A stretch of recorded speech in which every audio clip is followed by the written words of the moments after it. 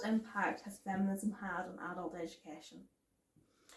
Okay, well, feminism has been a positive force shaping adult education, or shaping how adult education is delivered. I think certainly within the women's sector, for example, all the training that WRDA engage with is with a gendered lens and is informed by like WRDA's work on the barriers that women face accessing education.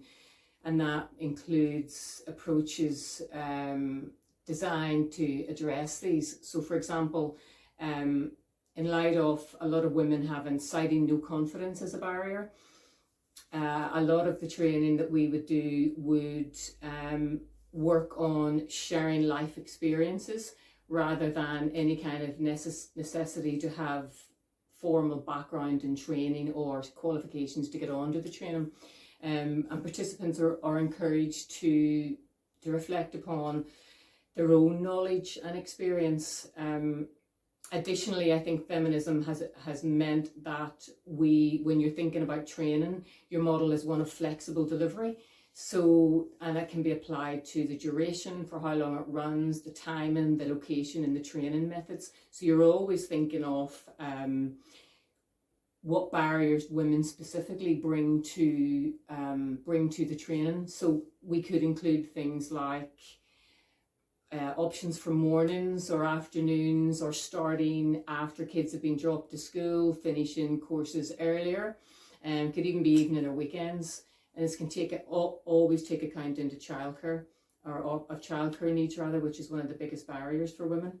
But I think also what impact has feminism had? I think recently, certainly in the last, because I feel like there is a real momentum in terms of feminism now, and I think there's finally an acceptance that women need to be treated equally, and I'm not sure that was around before 10 years ago.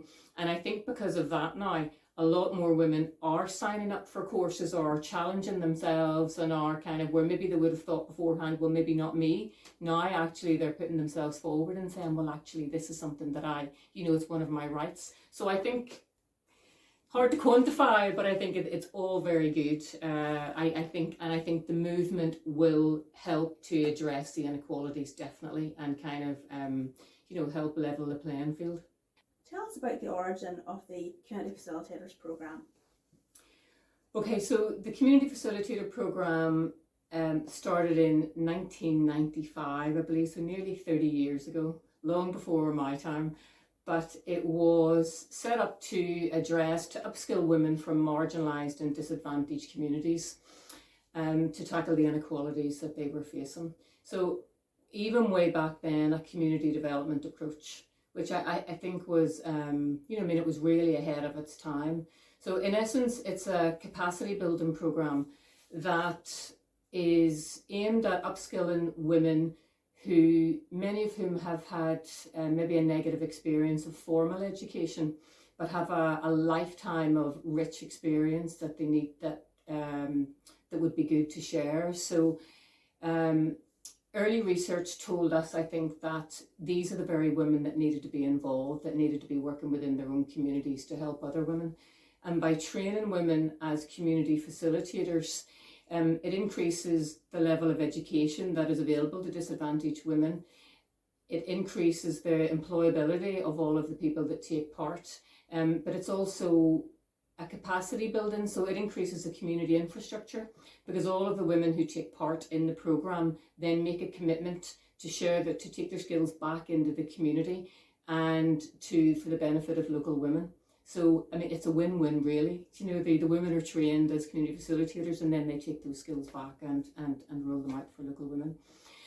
And at the time, 30 years ago, or just close to 30 years ago, there was a little bit of a negative kind of press around training within the women's centres. And for some, there was this idea that the women's centres ran wee courses. Maybe not kind of substantial training, but just kind of little courses, kind of that to get women through. The Community Facilitator Programme actually was a challenge to that. it's a weighty program. It's a formal level 3 qualification in learning and development, and it looks at all of the academic theory around teaching, and then a lot of practical facilitation skills. So it was I think it was probably in response to that kind of negativity. And then once trained, the community facilitators deliver a range of health programs to women throughout Northern Ireland. So anything from the current programs that are ran are the breast, cervical and bowel cancer screening awareness programs. But over the years, there have been a range of health programs, from parents promoting healthy habits, cardiovascular health.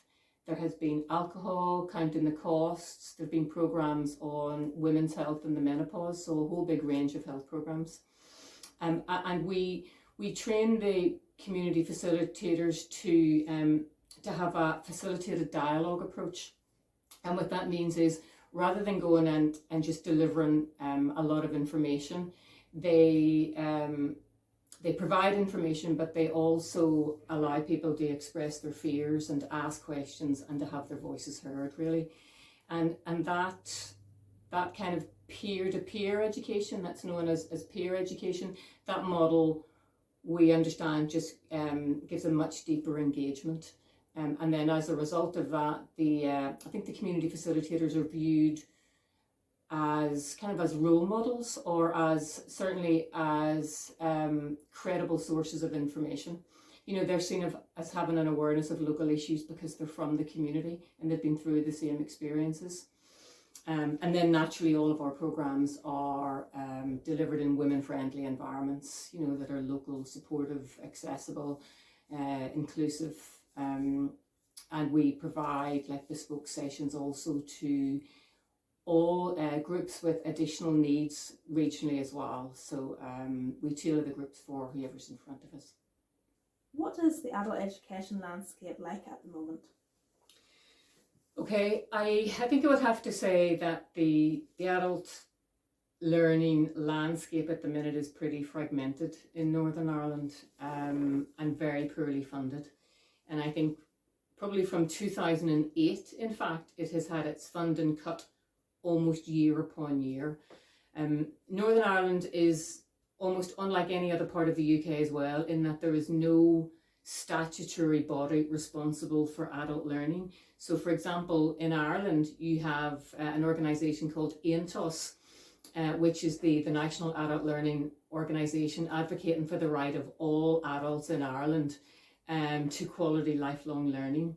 In England, there is an organisation called the Learning and Work Institute that has a similar role, again statutory funded, but there's no such thing in Northern Ireland. So actually in Northern Ireland, what you have are lots of different community organisations, community and voluntary organisations, putting on a lot of quality, fabulous adult learning, but all fighting for funding. And I think to make matters worse, over the last, since Brexit, we kind of knew, what was Brexit, 2016, you know, I mean, I think since the referendum, we knew we're going to lose ESF, so the European Social Fund money. And ESF funded a lot of the community and voluntary sector. Almost anything to do with employability would have been funded through ESF. And just this year, I think we've lost the last of it. So it has really hit the community and voluntary sector hard. The the people who are delivering a lot of this training on the ground. So it's a little bit bleak. WRDA are members of an organisation called FALNI, which stands for the Forum for Adult Learning Northern Ireland. And so FALNI are working to become a registered charity. Actually, the process has already started to become a charity, and ultimately the aim is to get statutory recognition, to become the AINTOS of Northern Ireland, or the Learning and Work example here. FALNI is led by Colin and Trevor Nealons, and along with other community sector organisations like NICFA ourselves, OCN, CITB, Belfast Met, and loads of organisations. So currently we're lobbying for permanent funding for the adult learning sector, but as we speak, I would have to say it's a challenging road ahead. Thank you, Deirdre.